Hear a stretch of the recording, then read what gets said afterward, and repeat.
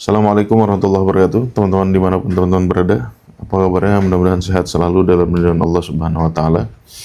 Ketemu lagi kita di Tadabbur Live, ya, kajian tentang rasionalitas Qurani. Jadi di sini kita coba membahas gitu ya, Al-Quran secara rasional, secara komprehensif, koheren, ya, secara logis. Agar apa? Ya, agar kita bisa menegakkan klaim kita ya terhadap ajaran Islam. Bahkan dulu saya di Gontor ya belajar definisi apa itu Islam gitu kan. Pakai bahasa Arab. Bahasa Arabnya gini, mahwal Islam gitu. Apa itu Islam? Al-Islam huwa ad-dinul haqqul khalidul mulaimul lil uqul. Nah, itu saya masih ingat. Teman-teman dari Gontor pasti pernah menghafalkan redaksi ini. Ad-dinul haqq al-khalid al-mulaim lil uqul. Jadi ada kata-kata al-mulaim lil uqul.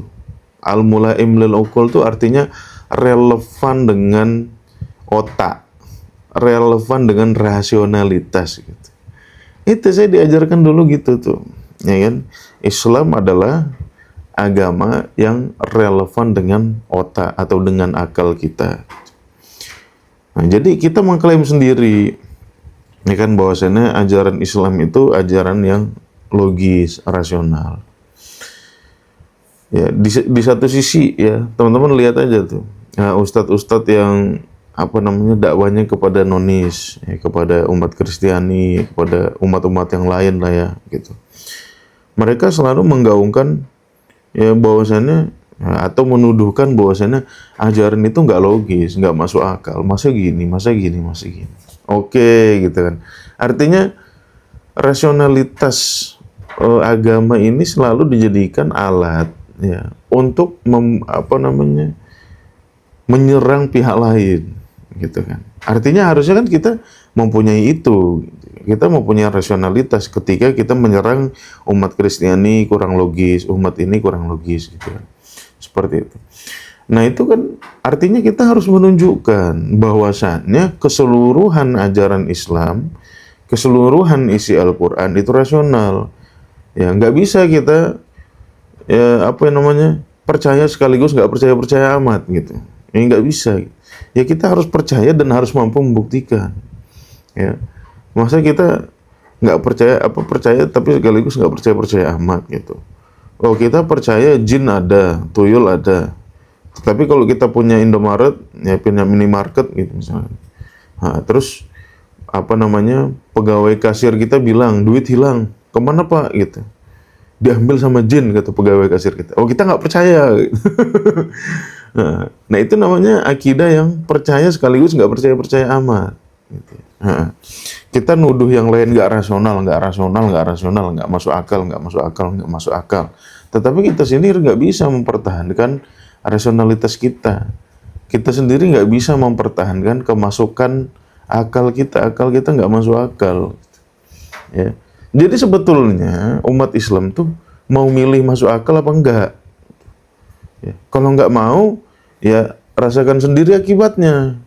Anda akan ditipu dengan ceramah-ceramah bisa memadamkan api neraka. Anda akan ditipu sama ceramah-ceramah yang bisa terbang, punya karomah, bisa jalan di atas air, bisa menurunkan emas dari langit, ya, bisa berbicara bahasa semut. Ya. Nabi Sulaiman aja nggak bisa ngomong sama semut, nggak bisa. Nabi Sulaiman cuma paham apa yang dilakukan semut itu, oh dalam rangka ini, gitu aja. Karena nggak ada percakapan Nabi Sulaiman dengan semut, percakapan Nabi Sulaiman dengan kuda Nil gitu, nggak ada. Ya, itu kita salah memaknai. Pada dasarnya hewan itu tidak berbahasa. Kuda Nil nggak punya bahasa, semut nggak punya bahasa. Ya, mereka berkomunikasi, cuman komunikasinya bukan dengan bahasa gitu loh. Pahami. Nah, ini kan enak ya. Maksudnya kalau Quran kita pahami dengan rasionalitas kan enak, dengan detail gitu. Nabi Sulaiman cuma mengatakan ulimna mantiqat thair. Kami diberitahu bagaimana cara berpikir si burung itu gitu, gelagatnya bagaimana. Kemudian ketika pasukan semut ya, ketika pasukan Sulaiman datang, pasukan semut menginstruksikan, hati-hati, menepi dulu, ada pasukan Sulaiman mau lewat. Ya, itu Allah menceritakan kepada Sulaiman apa yang dilakukan semut ini, ya kan? Kemudian Nabi Sulaiman senyum, fatabas sama dhahikan min qauliha. Kaul itu nggak harus pakai mulut, nggak ada suara semut itu nggak ada. Ya, semut itu bukan hewan yang mengeluarkan suara. Ya, tidak seperti burung, tidak seperti kambing yang bisa mengembek, tidak seperti sapi. Nah, hal-hal yang seperti ini yang membuat kita salah persepsi. Kita diajarkan sesuatu kadang-kadang berlebih-lebihan. Tidak mampu kita jelaskan secara logis. Kita lebih-lebihan. Nabi Sulaiman mampu berbicara dengan hewan. Bukan itu poinnya. Nabi Sulaiman ngerti bagaimana perilaku hewan. Gitu. Ya kan? Dan itu semuanya melalui perantara wahyu. Bukan dia ngembangkan sendiri. Gitu. Ya. Nah itu teman-teman beberapa hal yang perlu kita pertimbangkan lah kalau kita mengatakan gak usah pakai akal. Gitu.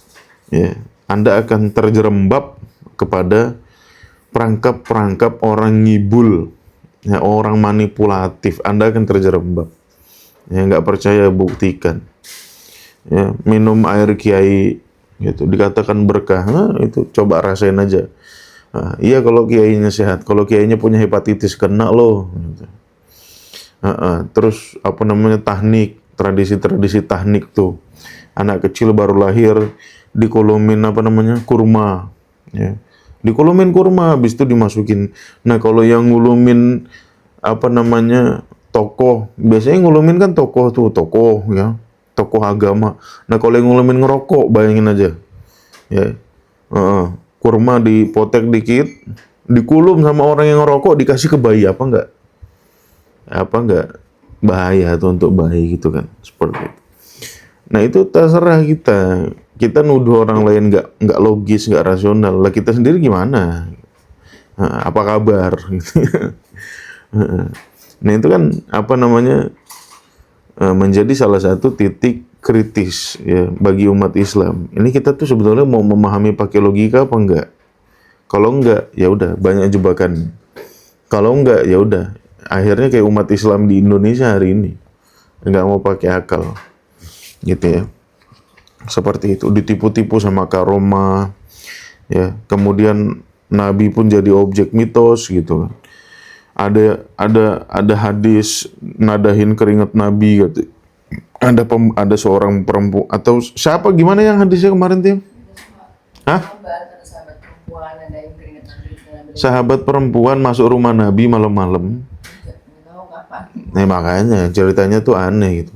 Masa ada cerita sahabat Nabi perempuan nadahin keringat Nabi, terus Nabi terbangun gitu karena nadahin keringat Nabi. Kenapa kamu nadahin keringat saya gitu ya? Ya ini biar apa ya? Biar saya dapat keberkahan dari keringat Nabi gitu. Gimana narasinya? Buat jadi wangian. Buat jadi wewangian. Wangi itu katanya ada aroma wangi alami. Untuk jadi minyak wangi bahkan ya. Keringat Nabi jadi minyak wangi. Pertama, coba dipikir sahabat Nabi perempuan masuk rumah Nabi malam-malam, apa nggak digebukin sama istrinya Nabi gitu loh. Coba otaknya lah. Tapi karena ada label hadisnya di situ, nggak berani kita berpikir logis gitu. Ya kan? Nggak berani kita berpikir logis. Wah, enggak, ini benar. Wah, ini Nabi kita harus agungkan.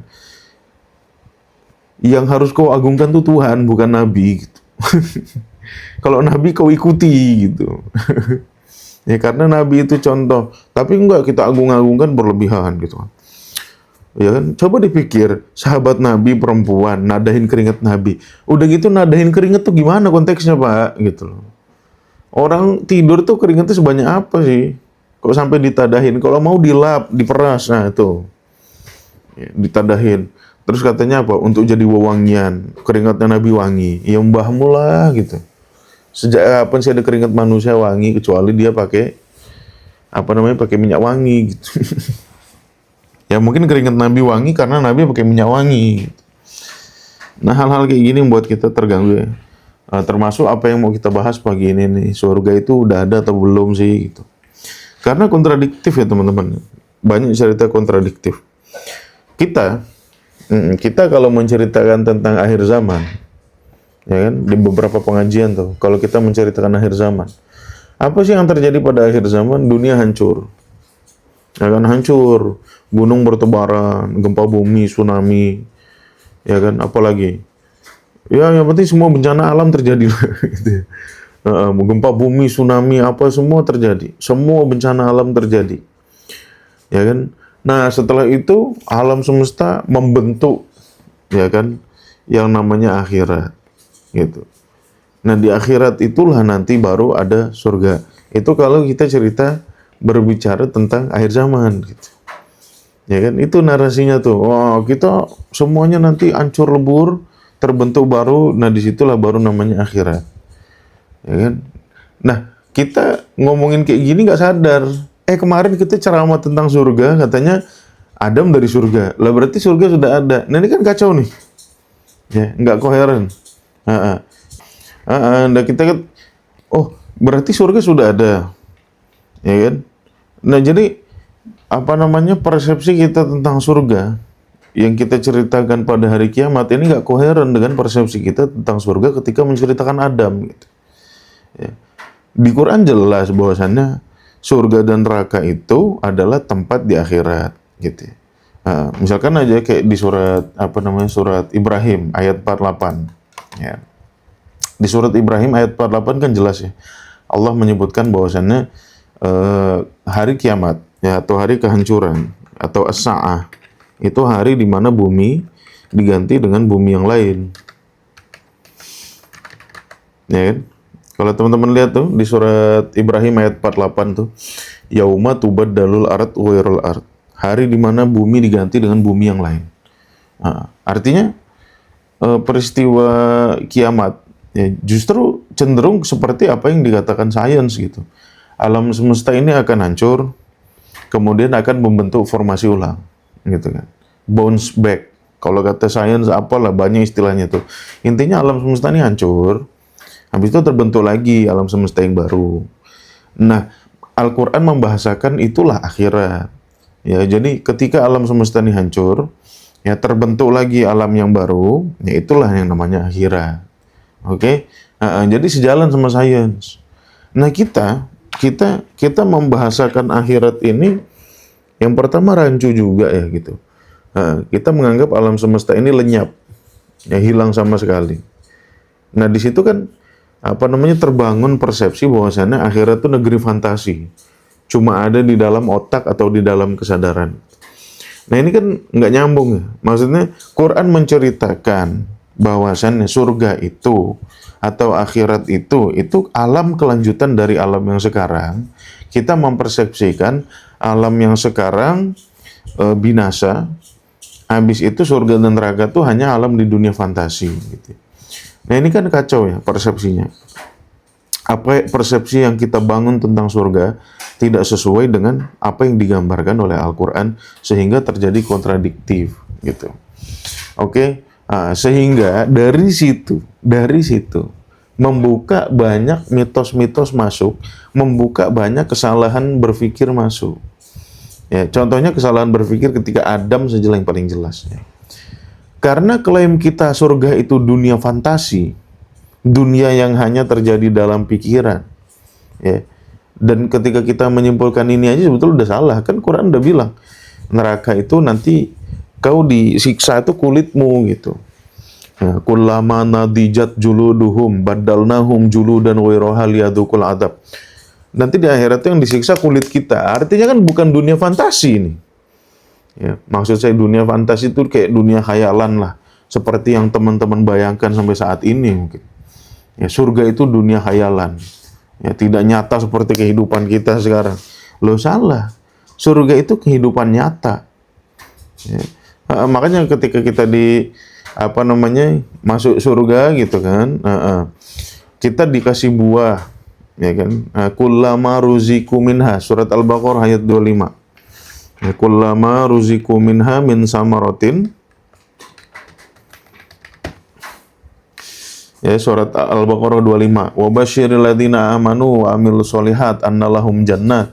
Orang yang amal soleh, orang yang beriman, mereka akan mendapatkan surga yang mengalir di bawahnya sungai.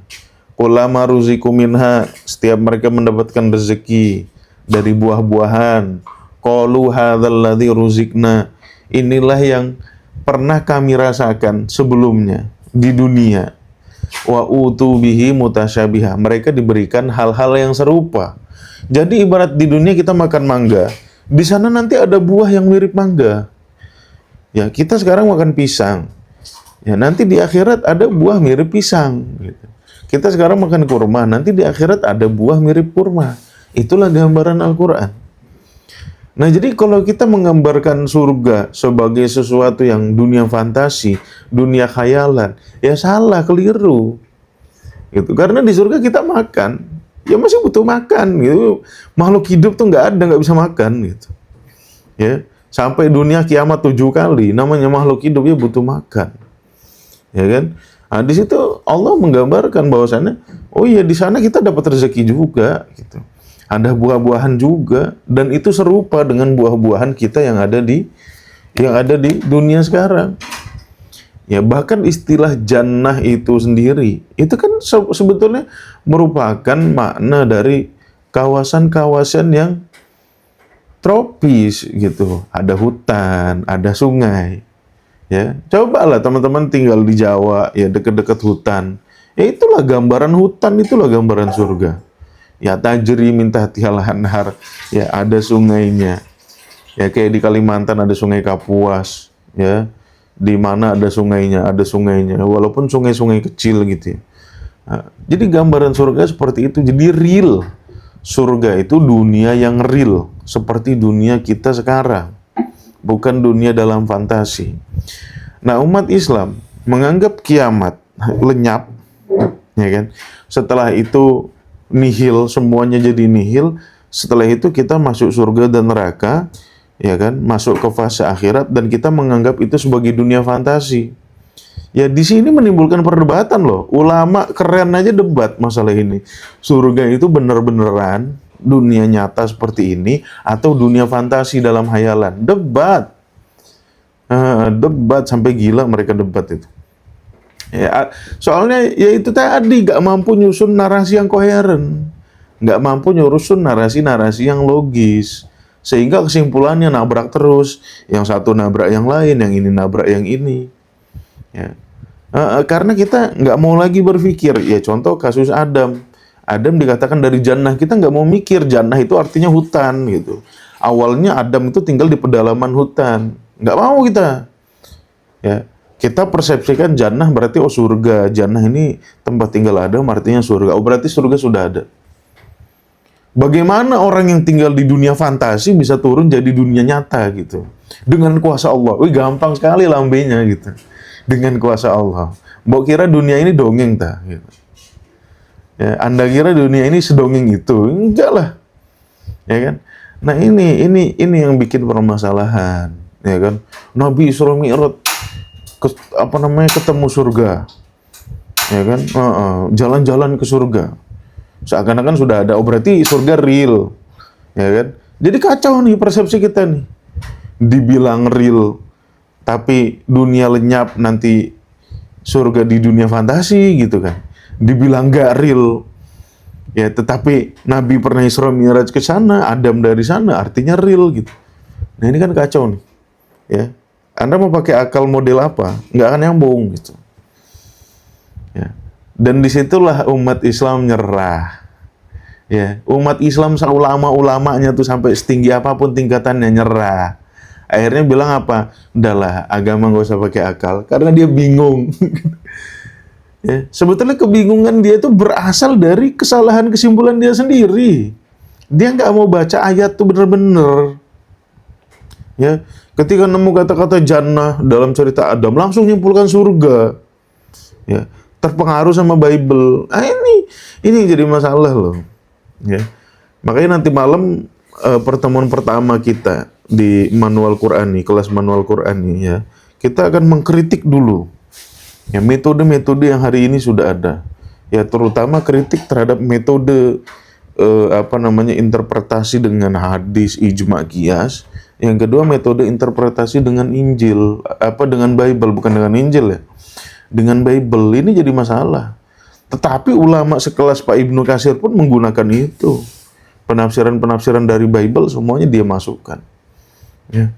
Kita plek cerita kita, ya, narasi kita tentang Adam yang tinggal di surga itu plek ketiplek apa yang diajarkan Bible. Bukan seperti apa yang diajarkan Al-Quran. Beda. 180 derajat beda. Ya. Dan itu diajarkan di sekolah-sekolah, di TPQ. Ya saya ngaji dari kecil dulu. Ya saya diajarin gitu. Nabi Adam dari surga. Ya kan? Kemudian jatuh di India. Hawa jatuhnya di Palestina. Jatuhnya gimana? Dengan kuasa Allah. Ya gitu semuanya dengan kuasa Allah.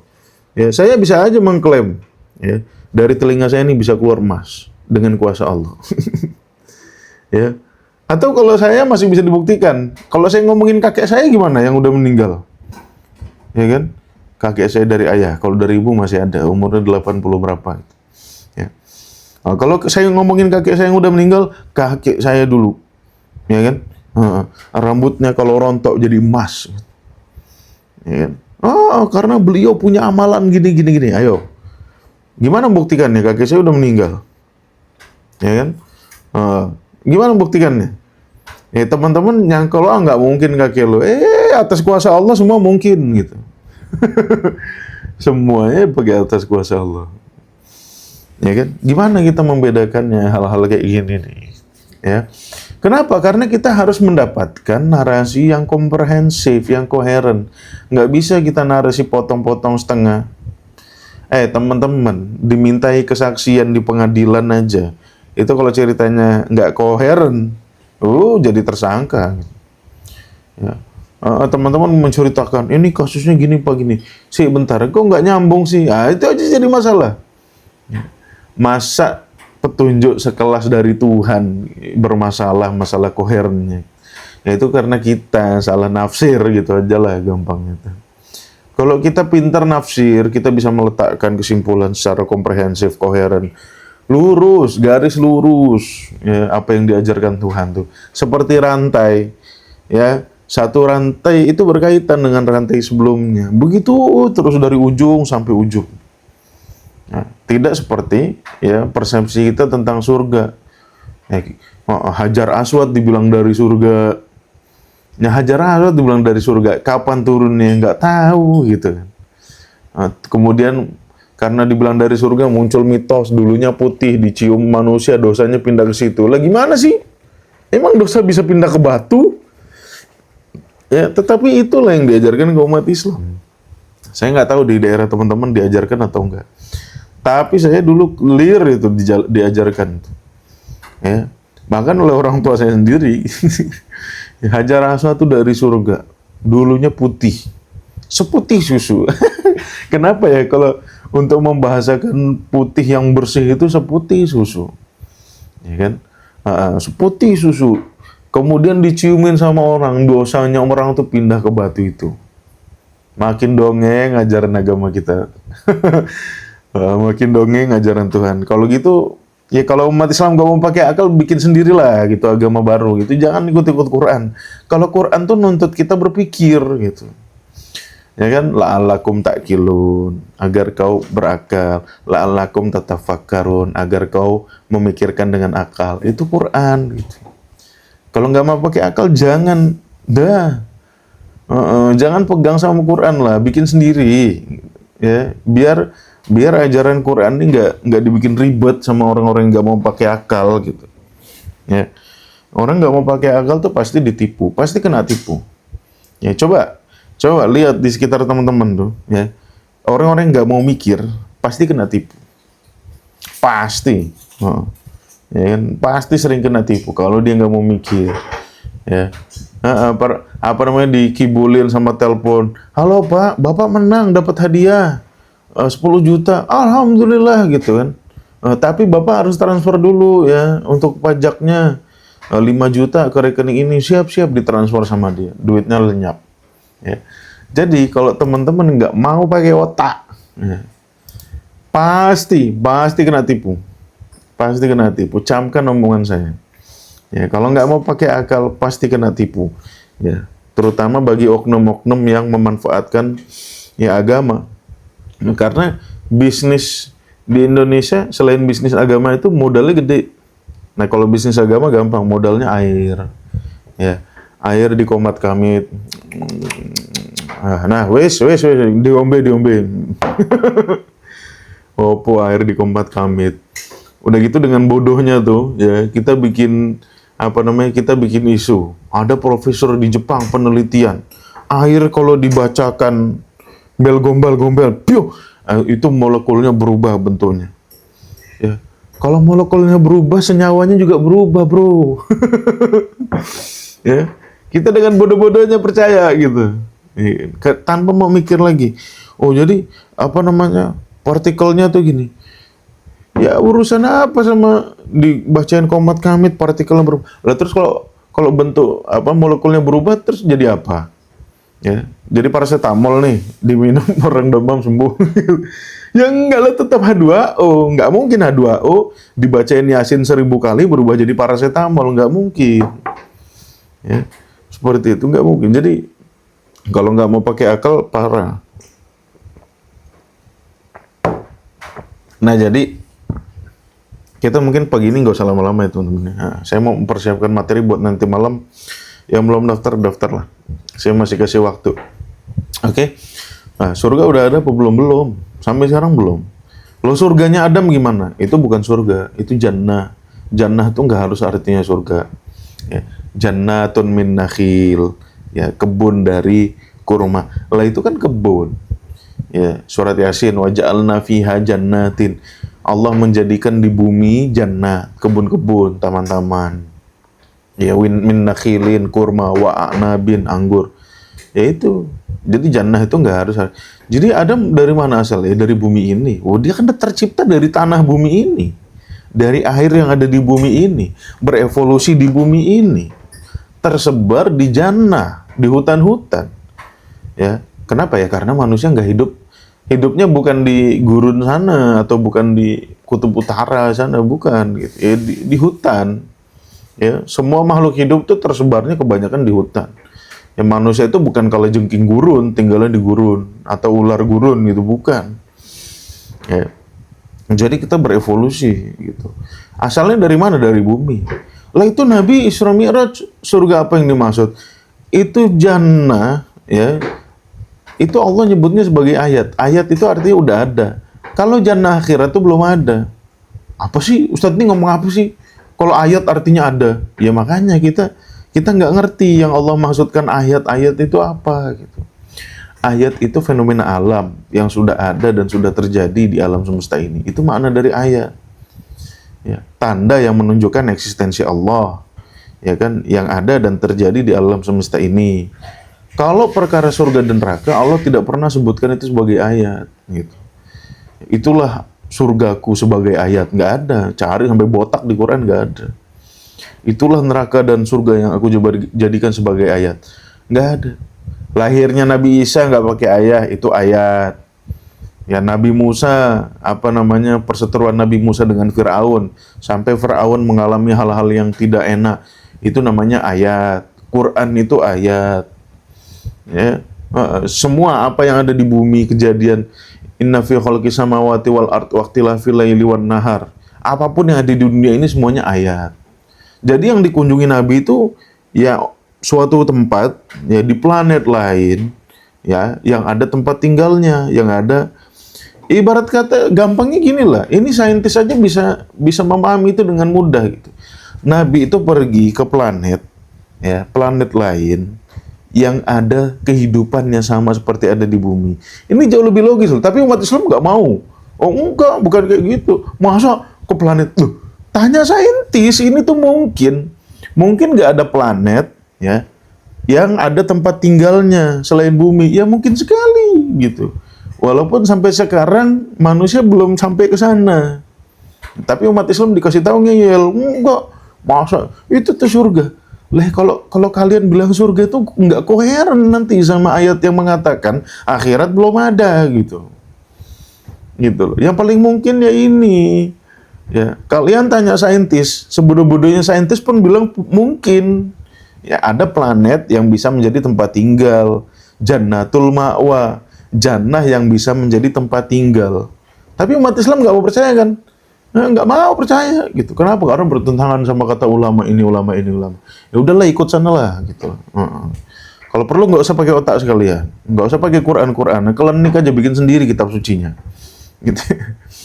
Nah, ini kan dijelaskan secara logis, secara koheren, secara rasional. Nggak mau, ya udah bikin sendiri sana gitu. Kitab suci jangan Quran, bikin sendiri. Ulama mana? Ulama itu aja tuh jadiin kitab suci itu.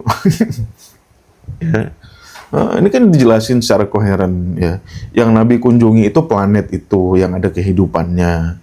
Ya kan, makanya beliau melesat dengan kecepatan cahaya. Teknologi manusia belum sampai ke sana.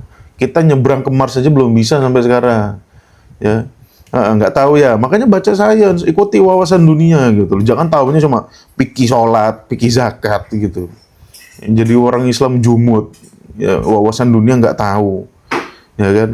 Teleskop terjauh dari bumi kita nggak tahu. Wahana antariksa yang pernah kita lepas dari tahun 70-an, wahana antariksa NASA, kita nggak tahu gitu ya. Katanya sing paling berilmu, sing paling logis, paling rasional, al-haqqul khalidul mulaimulil ukul. Tetapi perkara-perkara sains kita abai. Katanya Robbana atina fid dunya hasanah, mikirnya akhirat aja. Dunia hasanahnya mana gitu loh. Kalau kita tidak menguasai teknologi itu, fid dunia hasanahnya mana? Nggak usah doa fid dunia hasanah, udah ganti aja doa kalian tuh. Robbana atina fil akhirati hasanah. Nggak usah fid dunia hasanah. Padahal doanya tuh hampir di setiap doa dibaca. Mau doa di masjid, mau doa di hajatan, mau doa di tahlil, mau doa di tabligh akbar, mau doa di maulidan.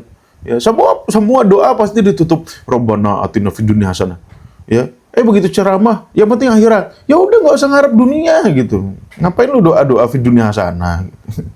Wa fil akhirati hasanah. Udah langsung aja Robbana atina fil akhirati hasanah. Udah tutup doanya. Nggak usah fid dunya hasanah. Jadi gembel-gembel lah di dunia. Ya, seperti itu. Ya. Hajar Aswad dari surga? Ya bukan. Hajar Aswad itu batu biasa, dibilang dari surga gitu loh. Aneh-aneh aja gitu ya. Surganya belum ada, sampai detik ini belum ada. Ya, sampai detik ini belum. Makanya semua informasi tentang Al-Quran itu perumpamaan. Ya, contoh yang kita sering diceramahin sama ustadz-ustadz tuh, oh surga ada sungai dari susu. Ya, saya tunjukin ayatnya. Saya tunjukin ayatnya sama teman-teman ya.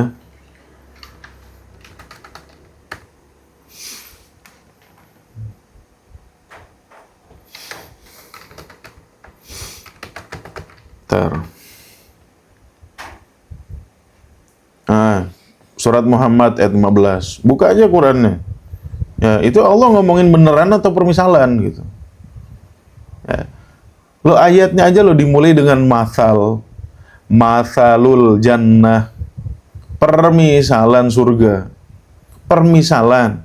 Bukan beneran. Otak kita beneran kan? Di surga ada sungai dari susu gitu. Ya. Itulah otak kita tuh, khayalannya luar biasa gitu. Ya. Tuhan bilang perumpamaan, kita bilang beneran. Ya. Coba lihat, masalul jannah allati wa'idal muttaqun, ya. Perumpamaan surga. Jadi semua informasi tentang jannah itu perumpamaan. Ya kan? Ya, kita dapat buahnya sama kayak ada di surga. Mutasyabihat tasyabuh, perumpamaan. Ya. Masalul jannah allati wa'idal muttaqun fiha anharun min ma ghairi asin wa anharun min laban. Ya, sungai dari susu. Perumpamaan atau bukan? Ya, apa betulan? Ya, kita anggap selama ini betulan. Oh, di surga Pak, nanti ada sungai isinya susu. Dia anggap betulan. Status-status emang kacau tuh. Ya.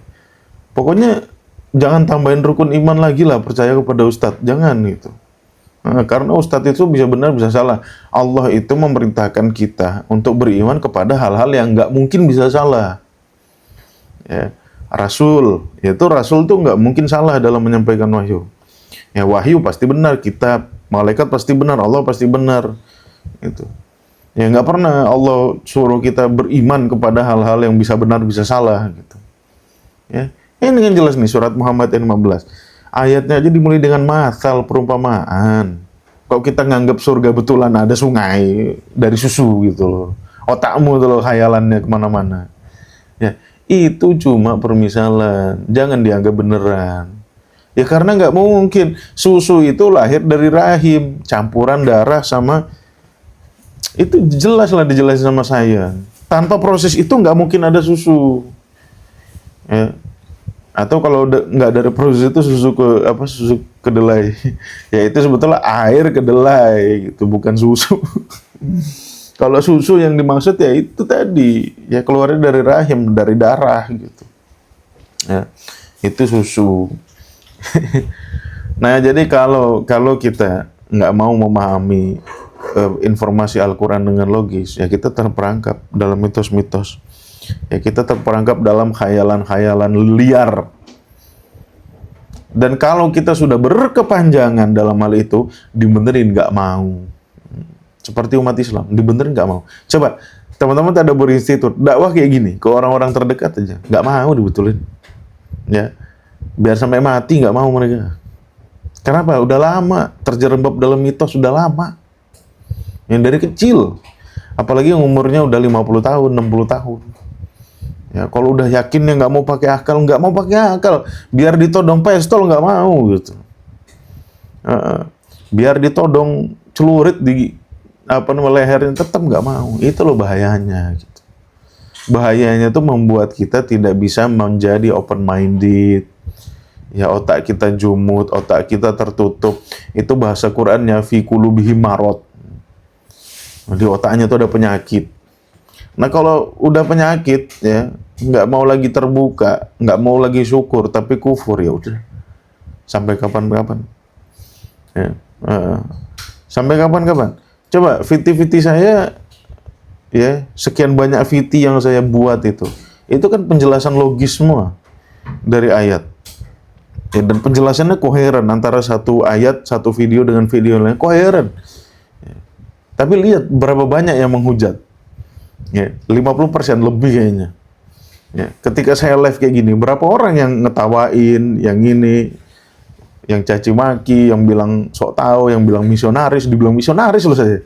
Gila, nama jelas-jelas Ahmad Syarif dibilang misionaris. Ya. Perlu gak saya tunjukkan KTP saya? Ya. Nama betul-betul Ahmad Syarif. Ada KTP saya nih. Saya tutupin NIK-nya. Ya. Saya tunjukin. Saya tutupin NIK-nya nih. Saya tunjukin tuh. Ahmad Syarif, ya kan? Nggak kelihatan ya?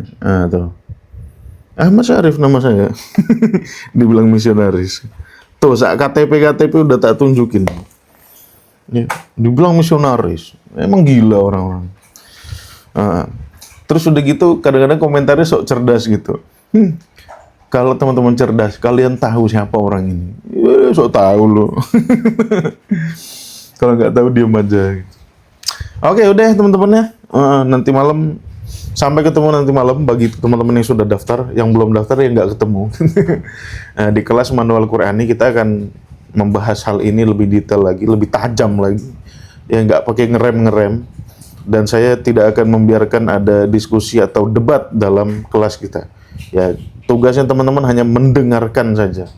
Saya akan mengenalkan, tugas teman-teman mendengarkan. Ya, berdebat, diskusi nggak ada. Dengarkan aja apa yang saya sampaikan sesuai dengan petunjuk Al-Quran. Kalau mau ada pertanyaan silakan, tapi saya nggak akan mengizinkan siapapun untuk berdiskusi atau berdebat. Karena kelasnya gratis. Gitu. Kalau gratis ikut aja. Gitu. Oke, sampai ketemu nanti malam. Nah, itu aja.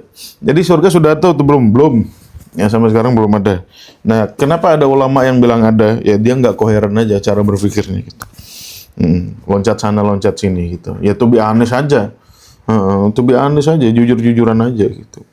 Nah, kalau mau kritik harus ada solusi. Oh, ada. Apa solusinya? Jadi kelas nanti saya terangkan gitu. Nggak mungkin saya terangkan di live kayak gini. Oke.